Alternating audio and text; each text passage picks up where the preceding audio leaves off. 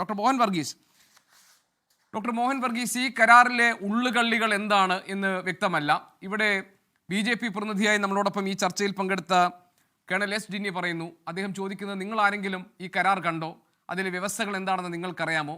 ഏതൊക്കെ തരത്തിലുള്ള ധാരണയിലാണ് ഇരു രാഷ്ട്രങ്ങളും ചേർന്ന് ഒപ്പുവെച്ചിരിക്കുന്നത് അല്ലെങ്കിൽ ഒപ്പുവെക്കാൻ പോകുന്നത് എന്ന കാര്യം നിങ്ങൾക്കറിയാമോ എന്നൊക്കെയാണ്. അദ്ദേഹത്തിന് സ്വാഭാവികമായും ഈ വാദങ്ങൾ നമുക്ക് നേരെ ഉയർത്താം, കാരണം അത്ര വലിയ വിമർശനം നേരിടുന്ന സാഹചര്യത്തിൽ. പക്ഷേ രണ്ട് കാര്യങ്ങളാണ് ശ്രീ മോഹൻ വർഗീസ്. ഒന്ന്, രാജ്യത്തിൻ്റെ പരമാധികാരം അമേരിക്കയ്ക്ക് മുന്നിൽ അടിയറവ് വയ്ക്കപ്പെട്ടു എന്ന വിമർശനത്തെ താങ്കൾ ഉൾക്കൊള്ളുമോ?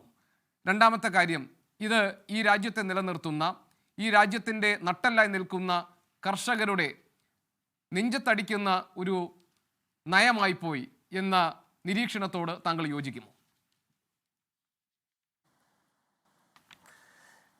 ശ്രീ ഗോപികൃഷ്ണൻ, രണ്ട് കാര്യങ്ങളാണ് താങ്കളെന്നോട് ആവശ്യപ്പെട്ടിരിക്കുന്നത്. ഒന്ന്, രാജ്യത്തിൻ്റെ പരമാധികാരത്തിൻ്റെ സ്പിരിറ്റ് ഉൾക്കൊള്ളുന്ന ഒരു കരാറാണോ ഇത്? പ്രഥമ ദൃഷ്ടിയ ഈ പരമാധികാരം എന്ന നമ്മുടെ ഭരണഘടനയുടെ പ്രിയാമ്പിളിൽ കാണുന്ന ആ വാക്ക് sovereign, socialist, secular, democratic republic എന്നാണല്ലോ, ഈ പില്ലേഴ്സിലാണല്ലോ നമ്മുടെ ഭരണഘടന നിൽക്കുന്നത്. അതുമാത്രമല്ല, ഇന്ത്യ ഭരണഘടനാനുസൃതമായി മുന്നോട്ട് പോകുന്ന രാജ്യവുമാണ്, കോൺസ്റ്റിറ്റ്യൂഷണൽ സൂപ്രമസി നിലവിലുള്ള രാജ്യമാണ്. അങ്ങനെയെങ്കിൽ ഈ ഭരണഘടനയുടെ ആകെ അന്തസത്തയുടെ ബേസ് സോവറിൻ്റെ ആണ്. ഈ സോവറിറ്റിയുടെ രണ്ട് ഡയമെൻഷനിൽ ഒന്ന് ഇന്റേണലാണ്, ഇന്റേണലി സുപ്രീം. രണ്ടാമത്തെ dimension externally independent. Internally supreme എന്ന് പറയുന്നത് പൂർണ്ണമായി നടപ്പാക്കുന്ന കാര്യമാണ്. ഇവിടുത്തെ സർക്കാർ എടുക്കുന്ന തീരുമാനങ്ങൾ ഇവിടെ തീർച്ചയായും പ്രാബല്യത്തിൽ ആവും, എക്കാലത്തുമായിട്ടുണ്ട്, ഇപ്പോഴും ആകുന്നു. പക്ഷെ രണ്ടാമത്തെ കാര്യം, എക്സ്റ്റേണലി ഇൻഡിപെൻഡന്റ് എന്ന് പറയുമ്പോൾ മറ്റ് രാജ്യങ്ങൾ എടുക്കുന്ന തീരുമാനങ്ങൾ നമുക്ക് ബാധകമല്ല, അല്ലെങ്കിൽ മറ്റ് രാജ്യങ്ങളുടെ തീരുമാനം അനുസരിച്ചല്ല ഇവിടെ കാര്യങ്ങൾ നിർണ്ണയിക്കപ്പെടേണ്ടത്. അപ്പോൾ ഇവിടെ ഒരു വിവാദം ഉണ്ടാക്കുന്നത്. ഈ തീരുമാനങ്ങൾ നമ്മൾ അറിഞ്ഞത് എവിടെ നിന്നാണ്? ഈ തീരുമാനങ്ങൾ ഇൻഡോ US ഡീലിനെ കുറിച്ച്, സ്വതന്ത്ര വ്യാപാര കരാറിനെ കുറിച്ചുള്ള ഡീറ്റെയിൽസ് നമ്മളിപ്പോൾ അറിയുന്നത് ബാഹ്യ ശക്തികളുടെ ഭാഗത്തു നിന്നാണ്. ഡൊണാൾഡ് ട്രംപിന്റെ പ്രസ്താവനകളിലൂടെയും അദ്ദേഹത്തിന്റെ ട്രൂത്ത് സോഷ്യലിന്റെ സ്റ്റേറ്റ്മെന്റിലൂടെയുമാണ്. അങ്ങനെയെങ്കിൽ അത് പറയേണ്ടവരാണോ പറഞ്ഞത്? അവിടെ ഒരു തത്വവും കൂടെ അവിടെ ബലികരിക്കപ്പെടുന്നു. നമ്മുടെ ഭരണഘടനയുടെ ജനാധിപത്യം എന്നൊരു തത്വമുണ്ട്. അതായത് ഒരു പാർലമെന്റ് സമ്മേളനം കൂടുന്ന സമയത്ത് നിർണായകമായ ഒരു തീരുമാനം, ഒരു കരാർ പോലെയുള്ള ഒരു കാര്യമുള്ളപ്പോൾ അവിടെ ഗവൺമെന്റിന്റെ ചുമതലയാണ്, പ്രധാനമന്ത്രിയുടെയും വാണിജ്യമന്ത്രിയുടെയും ചുമതലയാണ് പാർലമെന്റിനെ സമയത്ത് അറിയിക്കുക. അല്ലാതെ ട്രംപ് അറിയിച്ചതിന് ശേഷം നമ്മൾ അറിയിക്കുക എന്നതിനേക്കാൾ കൂടുതൽ പ്രതിപക്ഷം ആവശ്യപ്പെട്ടിട്ട് അറിയിക്കേണ്ട ഒരു കാര്യമല്ല. അവിടെ അറിയിച്ചു എന്നത് ശരിയാണ്. പീയൂഷ് ഗോയൽ ശബ്ദായമാനമായ രംഗങ്ങൾക്ക് മധ്യേ കാര്യങ്ങൾ അറിയിച്ചു. പക്ഷേ അതിലൊരു ക്ലാരിറ്റി ഉണ്ടായില്ല, ഒരു നിഗൂഢതയുണ്ട്, ആശയക്കുഴപ്പമുണ്ട്, അവ്യക്തതയുണ്ട്. പ്രതിപക്ഷം ഉയർത്തിയ ചോദ്യങ്ങൾ, ഈ മേഖല തിരിച്ചുള്ള ചോദ്യങ്ങൾ, കർഷകർക്ക് എന്താണ് സംഭവിക്കുക, അല്ലെ മറ്റേ സെഗ്മെന്റ്, റഷ്യയുമായിട്ടുള്ള വ്യാപാരം എങ്ങനെയാണ് മുന്നോട്ട് പോവുക, ഇതെല്ലാം തന്നെ നിഗൂഢതയുടെ കാര്യങ്ങളാണ്. അപ്പോൾ അതുകൊണ്ടാണ് പറയുന്നത്, ഇവിടെ നമ്മുടെ പരമാധികാരം ഏതെങ്കിലും രീതിയിൽ കോംപ്രമൈസ്ഡ് ആയിട്ടുണ്ടോ എന്ന ന്യായമായ ചോദ്യമാണ് വരുന്നത്. ഭാരതം എവിടെ നിന്ന് എണ്ണ വാങ്ങണം? ഈ തീരുമാനം പറയേണ്ടത് വാഷിങ്ടൺ DC ഇരുന്നു കൊണ്ട് അമേരിക്കൻ പ്രസിഡന്റ് ശ്രീമാൻ ഡൊണാൾഡ് ട്രംപ് അല്ല. ഇത് പറയേണ്ടത് ഇന്ത്യയുടെ വാണിജ്യമന്ത്രിയോ പ്രധാനമന്ത്രിയോ ഒക്കെയാണ്, പെട്രോളിയം മന്ത്രിയോ ഒക്കെയാണ്. അപ്പോൾ റഷ്യയിൽ നിന്നും വാങ്ങും, ചിലപ്പോൾ വാങ്ങില്ല.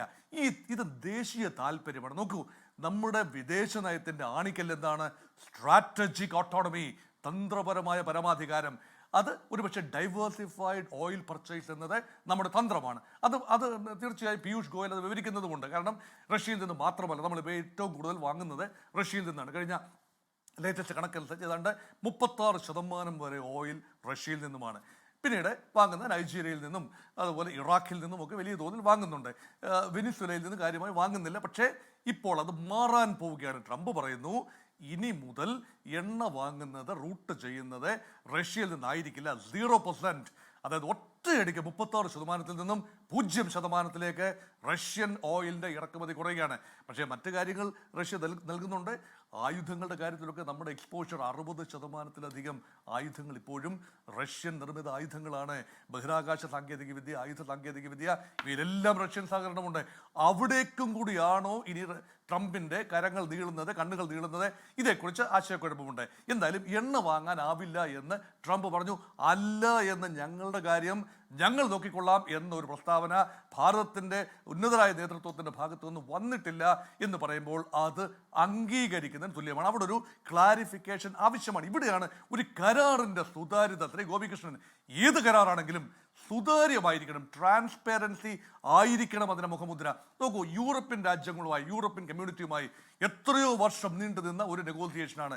2007 തുടങ്ങി, 2013 നിർത്തിവെക്കുകയും പിന്നീട് തുടങ്ങുകയും ഒക്കെ ചെയ്ത് അവസാനം ഏതാണ്ട് ഒരു ധാരണയിലെത്തി. എന്ത് അന്തസ്സായിട്ടാണ് ഇന്ത്യയുടെ നേതൃത്വവും യൂറോപ്യൻ കമ്മ്യൂണിറ്റിയുടെ നേതൃത്വം അവർ റിപ്പബ്ലിക് ഡേ ചടങ്ങിൽ ഇവിടെ വരികയാണ്. ഉർസുല വാൻ ഡെർ ലൈൻ അവർ ചേർന്ന് പ്രഖ്യാപിക്കുകയാണ്. അത് അന്തസ്സുള്ള ഒരു കാര്യമാണ്, സുതാര്യതയുള്ളതാണ്. അത് വലിയ ഹൈപ്പൊന്നും ഉണ്ടായില്ല.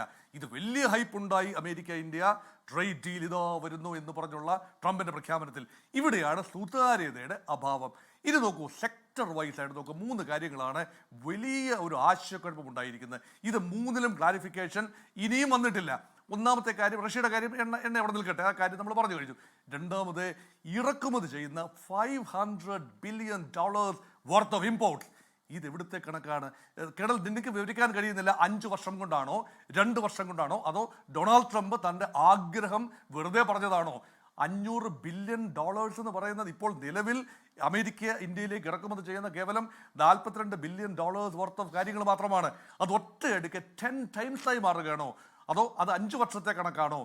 മാക്സിമം ഒരുപക്ഷെ നമുക്കൊരു കൊട്ടത്താപ്പിന് വേണമെങ്കിൽ പറയാം, ഒരു വർഷം $100 billion worth of American imports. അതിൽ തന്നെ ഊർജ്ജ ഉപാധികളാണ്, കൽക്കരിയും പെട്രോളിയം ഉൽപ്പന്നങ്ങളും എല്ലാം തന്നെയാണ് പ്രമുഖ സ്ഥാനം. അവിടെ വരുന്ന ഒന്ന് വിത്തിനങ്ങൾ തന്നെയാണ്. ഈ വിത്തിനങ്ങൾ ഒരുപക്ഷെ ഇന്ത്യയിൽ ഉൽപ്പാദിപ്പിക്കുന്ന അതേ വിത്തിനങ്ങൾ അല്ലെങ്കിൽ കൃഷി ഉൽപ്പന്നങ്ങൾ അത് റോ മെറ്റീരിയൽസായി ഇവിടേക്ക് വന്നാൽ എന്താണ് സംഭവിക്കുന്നത് കൃത്യമായ ക്ലാരിറ്റി ഇല്ല. ജനറലി പറഞ്ഞു വയ്ക്കുന്നു, നമ്മുടെ കർഷകരുടെ താല്പര്യങ്ങൾ നമ്മൾ സംരക്ഷിക്കും. പക്ഷെ ഒരുപക്ഷെ മൂല്യവർദ്ധന ഉൽപ്പന്നങ്ങളാണ്. യൂറോപ്യൻ കരാറിൽ വ്യക്തമായി പറയുന്നു, കരട് രേഖ തയ്യാറാകുന്നതേ ഉള്ളൂ, പറയുന്നു മൂല്യവർദ്ധന വരുത്തിയ ഉൽപ്പന്നങ്ങൾ മാത്രമേ കൊണ്ടുവരൂ. റോ സീഡ്സ് ഒന്നും കൊണ്ടുവരില്ല, ജനിതക വ്യതിയാനം വരുത്തിയ വിത്തനങ്ങൾ കൊണ്ടുവരില്ല. ഇവിടെ ആ ഒരു ഉറപ്പ് കൃത്യമായി നൽകാൻ ഗവൺമെന്റ് ഓഫ് ഇന്ത്യക്ക് കഴിയുന്നുണ്ടോ എന്നതാണ് ചോദ്യം.